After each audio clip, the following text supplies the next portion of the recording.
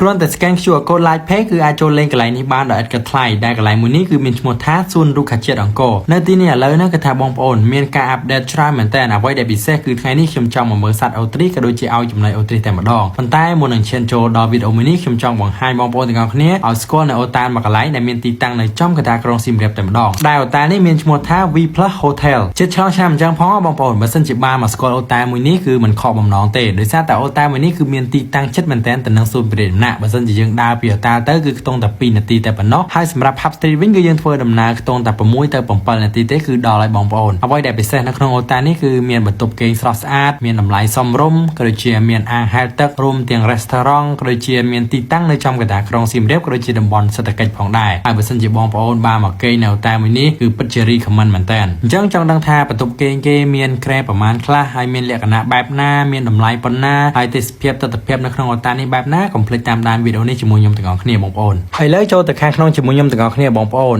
คือท่านในมกตาคือเมียกหลังจอดยนต์ทอมตัวเลี้ยนับไปได้ยังได้โจแต่น้องคือข้างบกเลยกดโรเรียเตียบรอสิวากรรมอย่างล้อรอเยอะของได้นับไปได้ยังมาดอตานี่แต่บ้งคือเกมียนเชียประเภทว่าคำตริงจุนเยอะมาแก้วได้เชียประเภทตายกริชมานับไปได้ย้ำตายกริชมาแต่เจ็ดจังเตอร์ออมจมูกหนึ่งปะยาการในน้องตานี่คือฮาใบโดยจินในน้องประสาทหนึ่งกวนจังโดยซาแต่เกมียนการรีบจอมเด็กกัวเมียนจำละเมียนไอซิงจังก็ได้บองปอนแล้วนี่คือยังធ្វើការចុះឈ្មោះដើម្បីបំពេញហ្វមនៅក្នុងការស្នាក់នៅអូតារបស់គេបន្ទាប់ពីបំពេញហ្វមចុះឈ្មោះដាក់លេខទូរស័ព្ទក៏ដូចជាព័ត៌មានផ្សេងៗទៅគឺគេមានជាមួយនឹងគូប៉ុង discount 10% ទៅលើអាហារក៏ដូចជាការម៉ាស្សាផងដែរនៅទីនេះដូចជាមានការជួលកង់ជួលម៉ូតូផងដែរដែលបងប្អូនអត់ចង់ជិះឡានឬក៏អត់ចង់ធ្វើដំណើរដោយមធ្យោបាយផ្សេងៗក៏អាចជួលកង់ជួលម៉ូតូពីអូតានេះបានដែលគេមានសេវាកម្មអញ្ចឹងណាឥឡូវនេះគឺយើងបានមកដល់ទីតាំងបន្ទប់ដែលយើងស្នាក់នៅហើយគ្រាន់តែបើកទ្វារចូលក្នុងបន្ទប់ភ្លាមគឺមានអារម្មណ៍ថាស្រស់ស្រាយចង់ស្នាក់នៅមែនតើបងប្អូនដោយសារតែការរៀបចំក្រែគេងក៏ដូចជាបន្ទប់គេនេះគឺមានលក្ខណៈ clean ហើ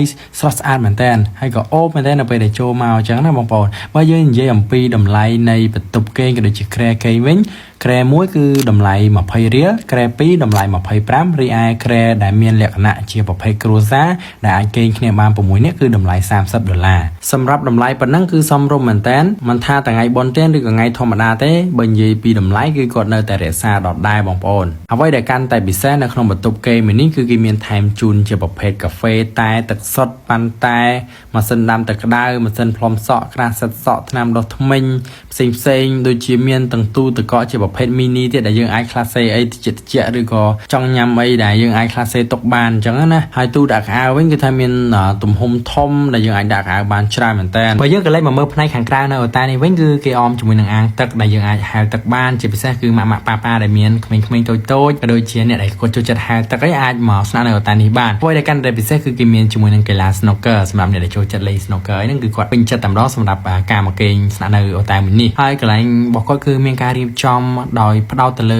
សេវាកម្មផ្ដល់ជូនអតិថិជនល្អមែនតើបើយើងនិយាយទៅអូតាមួយនេះគឺគេអមជាមួយនឹង restaurant មួយផងដែរដែលយើងអាចអង្គុយញ៉ាំអីបានឬក៏កំង order ម្ហូបអាហារនៅទីនេះបានផងដែរបើយើងនិយាយពីម្ហូបអាហារនៅអូតារបស់គាត់គឺមានជាប្រភេទអឺរ៉ុបហើយនិងប្រភេទខ្មែរហើយក៏មានជាប្រភេទ drink ផ្សេងហើយនិងការ៉ែមផងដែរបងប្អូនអញ្ចឹងសម្រាប់បងប្អូនដែលមកលេងនៅខេត្តសៀមរាប Complete V Plus Hotel អញ្ចឹងថ្ងៃនេះខ្ញុំកំងជាមួយនឹងម្ហូបមួយមុខជាមួយនឹងបាយមួយចានបន្ទាប់ពីកំងហើយគឺថាតែប្រហែលនាទីទេគឺគេធ្វើឆ្អិនហើយបងប្អូនគឺធ្វើក្តៅភ្លាមតែម្ដងណាខ្ញុំកំងជាមួយនឹងតុងយ៉ាំគ្រឿងសមុទ្រហើយនឹងបាយមួយចានដោយសារតែខ្ញុំមកម្នាក់ឯងអញ្ចឹងណាសម្រាប់បងប្អូនដែលមកម្នាក់ឯងអីអាចកំងអីញ៉ាំនៅអូតានេះបានជាមួយនឹងម្ហូបអាហារដែលបងប្អូនចង់ញ៉ាំអីចឹងណាគឺថាម្ហូបមួយមុខបាយមួយចានគឺសមរម្យតម្លៃហើយនឹងល្មមញ៉ាំសម្រាប់ម្នាក់អញ្ចឹងណាបើថា2នាក់ក៏បានដែរបងប្អូនហៅបាយ2ចានឬក៏ម្ហូបមួយមុខទៀតអីចឹងទៅហើយបន្ទាប់ពីអង្គុយញ៉ាំអីហើយមួយផ្លែតខ្ញុំក៏ទៅកំងអីញ៉ាំនៅកន្លែងដែលគេមានទទួលកំងអីញ៉ាំអញ្ចឹងណាហើយបន្ទាប់ពីញ៉ាំអីរួចខ្ញុំក៏ធ្វើដំណើរទៅកាន់សួនរុក្ខជាតិអង្គរវិញអ្វីដែលពិសេសចង់បង្ហាញហ្នឹងគឺខ្ញុំតែងតែ